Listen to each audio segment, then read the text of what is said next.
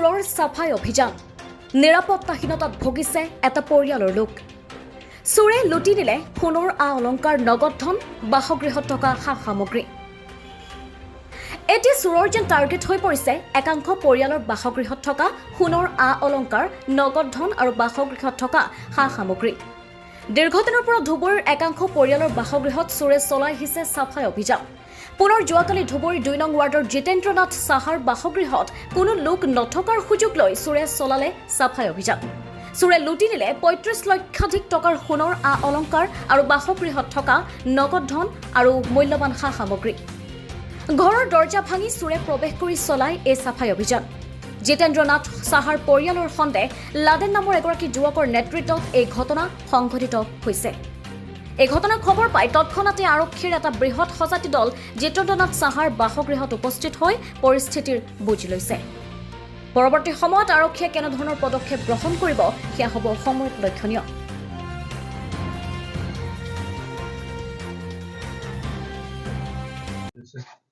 চুৰি হৈছে মই ছোৱালীক লৈ আবেলি 5:30 বজাত গৈছো আবেলি ডান্স ক্লাছত গৈছো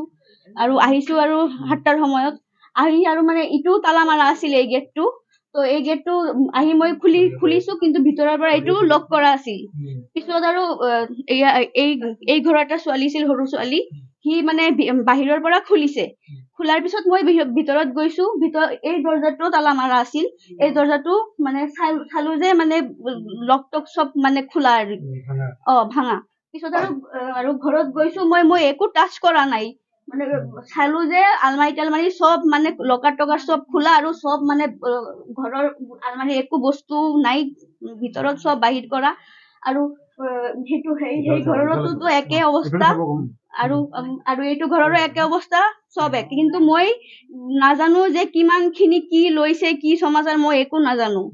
অনুমানে কিমান লাখ টকাৰ অলংকাৰ আছে মই সেইবিলাক ক'ব নোৱাৰো মই আৰু শাহুৰি আছে তাকে যা এজনী তাৰমানে তাৰ দুটা ল'ৰাৰ ৱাইফ আৰু কি তাই এজনী আৰু বেলেগ এজনী ইয়াত নাই আচ্ছা তো শাহুৰি তিনিজনী হ'ল তো তিনিজনৰ নেচাৰেলি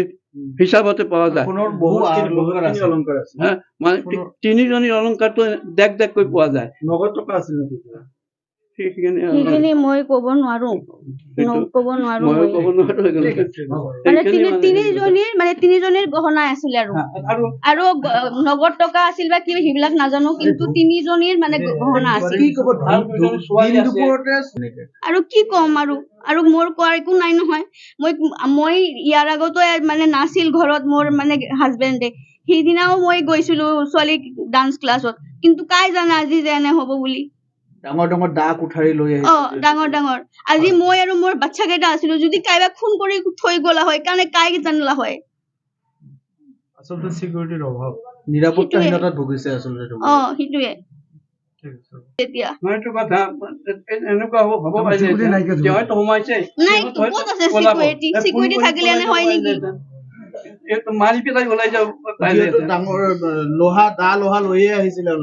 দা কটাৰী লৈ আহিছিল খুন কৰি গলে হয় তেন্তে আৰু কি ঘর আছে গেছে তোমার গুয়াহাটিতে গেল গুয়াহাটিতে যাওয়ার পরে তার মিসেস ছিল ঘরে মিসেস গেছে বাচ্চাকে নিয়ে নাচের স্কুল থেকে আইসা দেখে ঘরের এই অবস্থা 5:30টার থেকে 7টার মধ্যে ঘটনা করছে পুরা উপর দিয়ে গিয়ে বিল্ডিং এর মধ্যে লাদেন করে চাংনা যে একটা কাজ করে লেবার সে চুরি করছে এটা ডাউট হইতেছে হ্যাঁ আর এই ঘরের থেকে মোটামুটি 3 জনে তাদের 3টা বউ আছে মেয়ে মানুষ আছে শাশুড়ি 2 বউ এদের গোল্ড যেটা নিচে মোটামুটি আইডিয়া হিসাবে 35 লাখ টাকা মিনিমাম চুরি করছে গোল্ড অলংকার হ্যাঁ অলংকার যেটা গোল্ড নগদ টাকা আছে কিনা না আছে এটা আমি বলতে পারতেছি না রতনই বলতে পারবে কি টাকা ছিল পুলিশ আসছে পুলিশ খালি জাস্ট দেখলো তার পদক্ষেপ কি নেয় এটা পরে পরিবর্তন দেখা যাবে কি কব এই ধুবুৰী চহৰৰ মাজমজিয়া সন্ধিয়াৰ ভাগত যদি আরে এই লোকতে বহুত কয়টা হয়েছে তার পুলিশ প্রশাসনের যেটা দায়িত্ব সেটা পাবলিক তো হাতে আইনটাকে নিতে পারে না সেই আইনটা পুলিশের ব্যবহার করা উচিত সিকিউরিটির অভাব আজ ডাইগা থানার থেকে নিয়ে আসতে লাগে, তাহলে প্রশাসনিক গাফিলতি আছে এর মধ্যে। মানে এজনের অভিযোগ হ্যাঁ, আঞ্চলিক ঘটনা হ্যাঁ, হয়ে আছে হয়ে যে আছে। আপনার ঘটনা- আমার এই এরিয়া মাঝে মাঝে চুরি হয়ে থাকে, মানে ঘরে ঘরে গিয়ে চুরি করতে থাকে, দিনের বেলায় চুরি করে। মানে না। হ্যাঁ, প্রায় দিনের বেলায় চুরি করে এরা। ঠিক ঠিক আছে।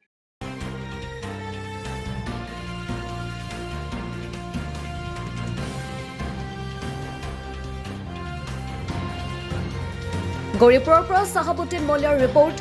অমৃত নিউজ।